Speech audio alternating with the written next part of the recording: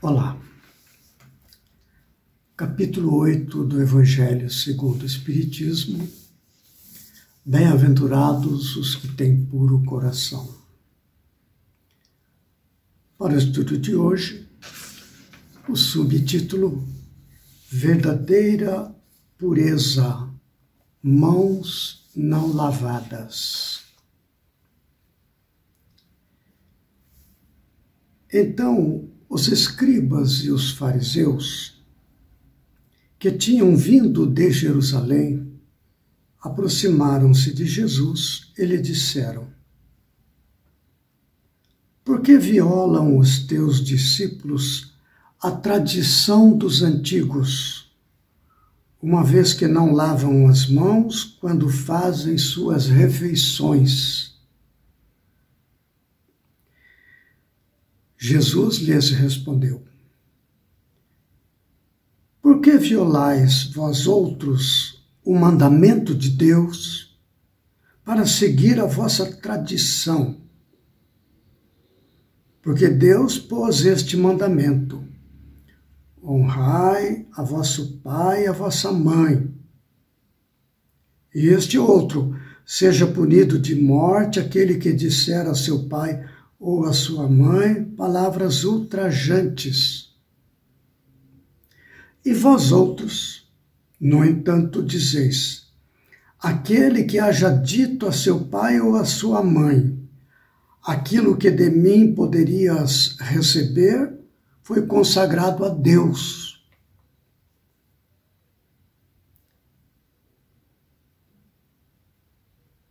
Isso satisfaz a lei, dizem vocês.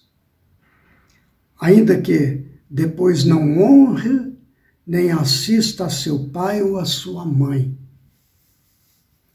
Tornam assim inútil o mandamento de Deus pela vossa tradição.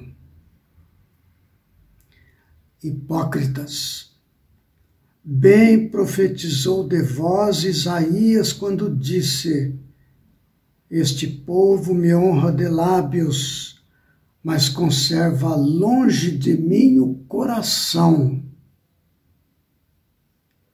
É em vão que me honram ensinando máximas e ordenações humanas. Depois, tendo chamado o povo, disse: escutai e compreendei bem isto. Não é o que entra na boca que macula o homem. O que sai da boca do homem é que o macula. O que sai da boca procede do coração, e é o que torna impuro o homem, porquanto do coração é que partem os maus pensamentos, os assassínios, os adultérios, as fornicações, os latrocínios, os falsos testemunhos, as blasfêmias e as maledicências. Essas são as coisas que tornam impuro o homem. O comer sem haver lavado as mãos não é o que o torna impuro. Então veja o título do item, né?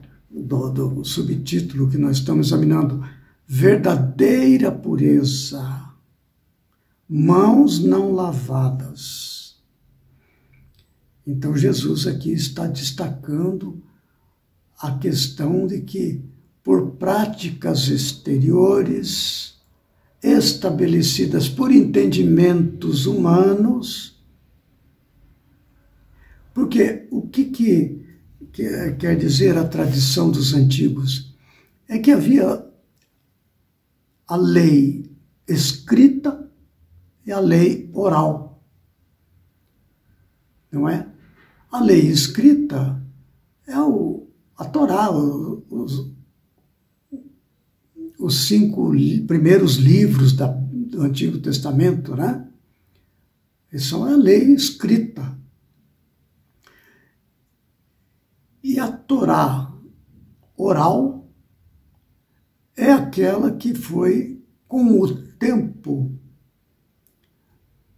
analisado por pessoas sábias, estudiosas da lei, fazendo interpretações, fazendo inclusões de ideias adicionais, conforme o entendimento que tinham na época e conforme também, se é preciso dizer, os interesses que acabavam sendo introduzidos dentro do judaísmo por entendimento de uma pessoa considerada sábia o suficiente para colocar explicações com força de lei.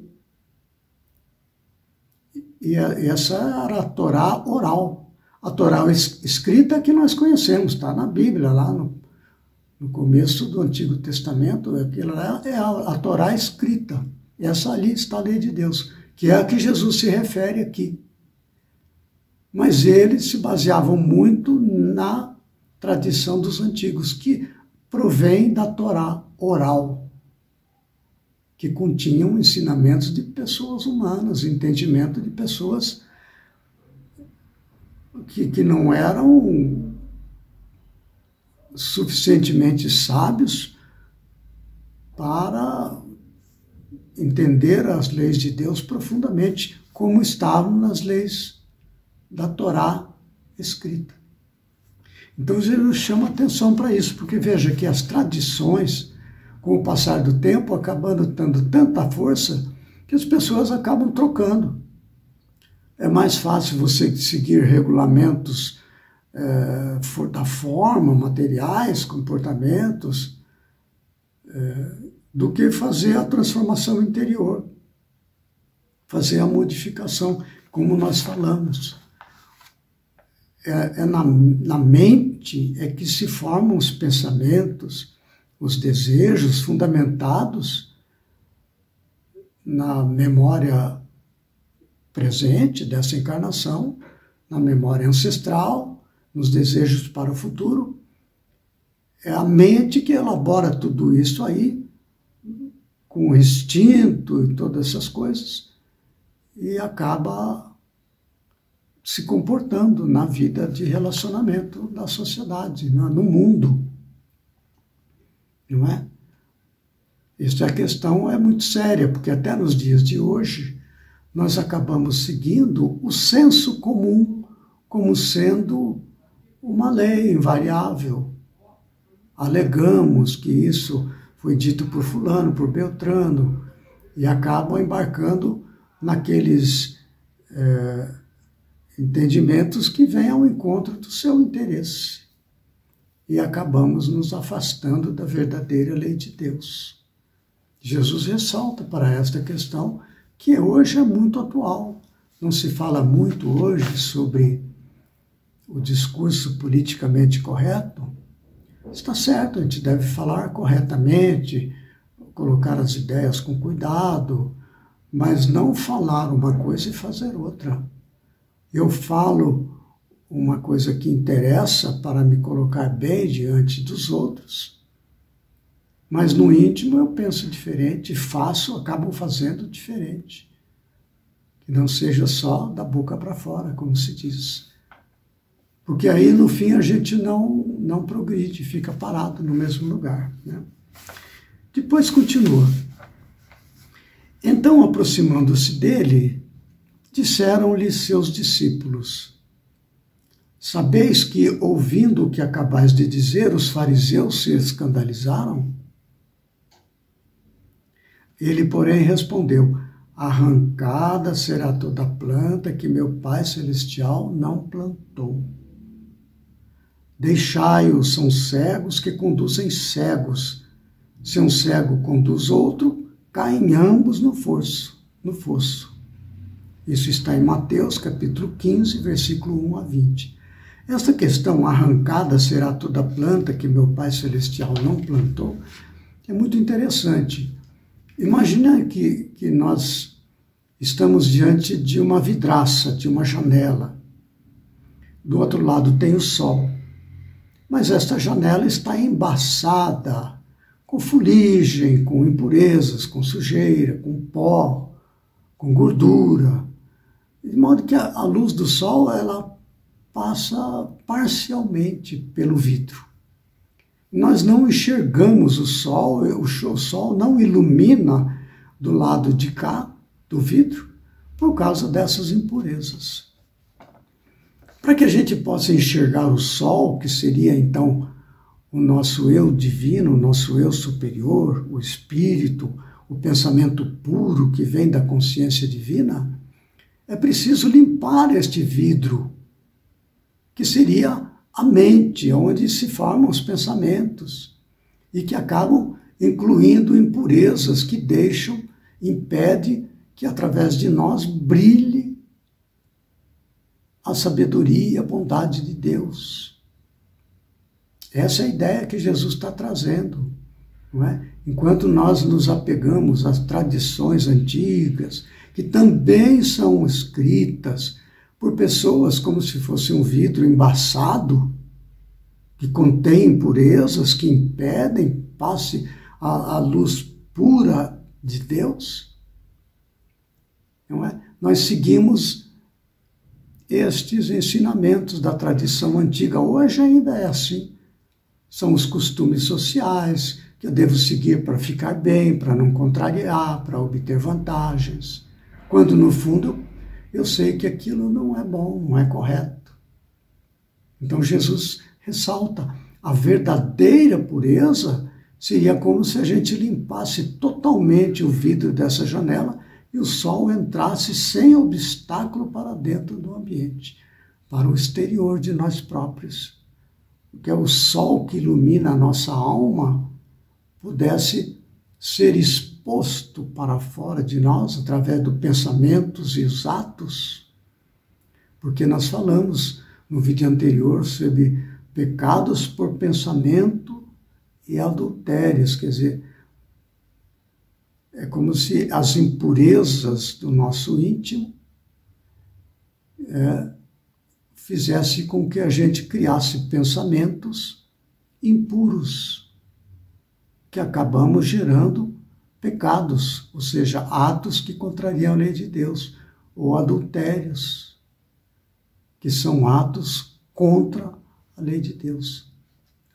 É isso que ele está enfatizando novamente, a verdadeira pureza.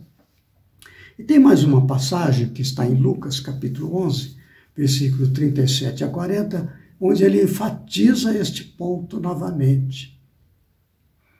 Enquanto ele falava, um fariseu lhe pedia que fosse jantar em sua companhia. Jesus foi e sentou-se à mesa. Um fariseu entrou, então, a dizer consigo mesmo: por que não lavou ele as mãos antes de jantar? Disse-lhe, porém, o Senhor: vós outros, fariseus, pondes grande cuidado em limpar o exterior do copo e do prato. Entretanto, o interior dos vossos corações está cheio de rapinas e de iniquidades. Insensatos que sois, aquele que fez o exterior não é o que faz também o interior? Então ele repete ali, o interior dos vossos corações está cheio de rapinas e iniquidades.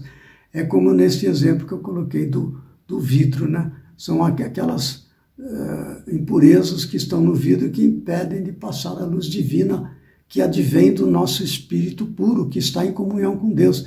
E o nosso ego, o orgulho, essas coisas, impede, e nós criamos pensamentos e atos que acabam sendo, então, como ele diz aqui, rapinas e iniquidades.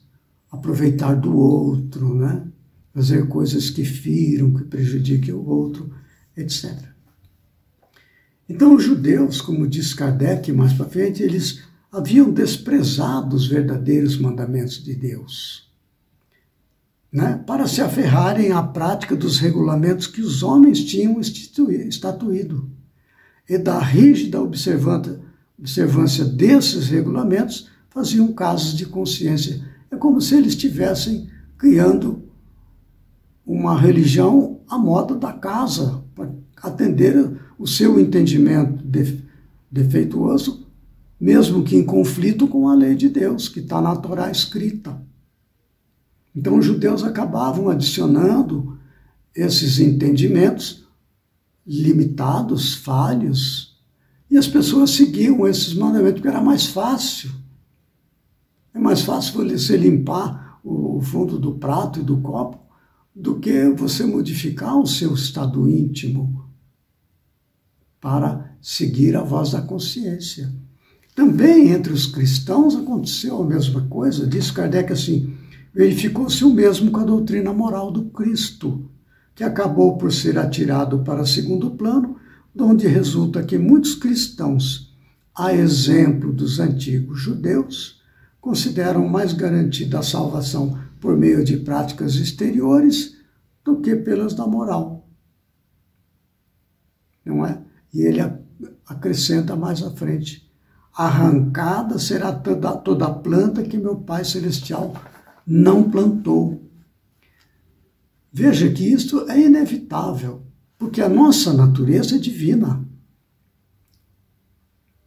O Espírito, que é o nosso ser verdadeiro, que é o que nós somos, ele está em comunhão com Deus. E aquilo que não concorda com a lei de Deus, que através de nós permeia pelo nosso ser, vai ser modificado com o tempo. Porque a nossa natureza é essa, de seguir para Deus. Como uma planta cresce para o sol, não é? Nós crescemos para Deus. É inevitável que isso aconteça. Agora, quanto mais demorar para que isto acontecer, mais sofrimentos nós teremos nas encarnações ou após a desencarnação. O nosso estado natural é o estado divino, é o estado de consciência tranquila, não é? É isso que ele quer dizer. Arrancada será toda a planta que meu Pai Celestial não plantou. Porque é da natureza do ser seguir as leis de Deus, na medida do nosso entendimento. Enquanto a gente já entende e não segue, vem o sofrimento. Mas com o passar do tempo, aquilo que a gente não seguia, a gente passa a seguir. Com o passar do tempo, nós vamos evoluindo. Pode ser que demore mais, pode ser que demore menos. Então veja o que ele está falando dos judeus e dos cristãos, mas vale para toda a religião. Não é? Diz assim o Kardec a respeito das religiões: o objetivo da religião é conduzir a Deus o homem. Ora, esse não chega a Deus senão quando se torna perfeito. Logo, toda religião que não torna melhor o homem não alcança o seu objetivo. E finaliza dizendo: semelhantes religiões fazem supersticiosos, hipócritas, fanáticos, não, porém, homens de bem. E finaliza dizendo: não basta se tem as aparências da pureza. Aparências. Acima de tudo, é preciso ter a do coração. Então, aí está. Dá para a gente refletir bastante a respeito dessa verdadeira pureza. Mãos não lavadas, ou seja, os convencionalismos, né?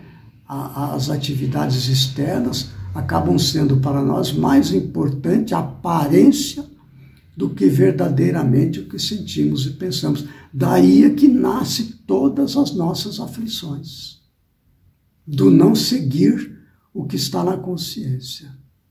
Aí então há os sofrimentos, há todas essas coisas sobre as quais já comentamos.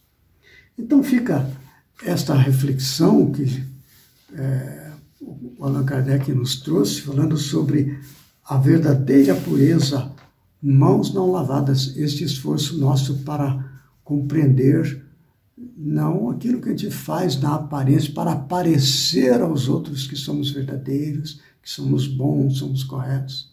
Não. A seguir, no próximo vídeo, nós vamos falar sobre escândalos. Se a vossa mão é motivo de escândalo, cortai-a. Prosseguindo assim, no estudo deste capítulo 8 do Evangelho segundo o Espiritismo, bem-aventurados os que têm puro o coração. Até lá, então, e fiquemos com Deus.